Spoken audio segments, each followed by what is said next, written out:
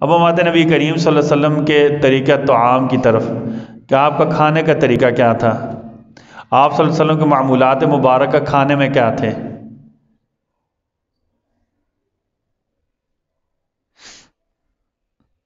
آپ صلی اللہ علیہ وسلم کی عادت مبارکہ یہ تھی کہ آپ صلی اللہ علیہ وسلم کھانے میں اکرام اور احسان فرماتے،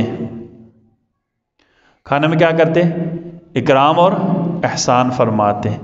اکرام کا مطلب یہ ہوتا ہے کہ دوسروں کو کھانا کھلانا، دوسروں کو کھانا کھلانا، عزت کرنا، کھانا کھلانا دوسروں کو۔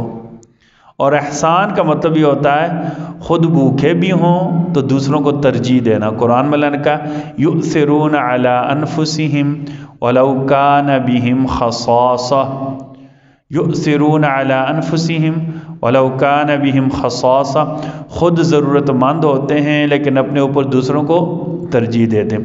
تو آپ صلی اللہ علیہ وسلم کی عمومی عادت مبارکہ کیا تھی کہ آپ صلی اللہ علیہ وسلم کھانے میں اکرام بھی فرماتے تھے اور احسان بھی فرماتے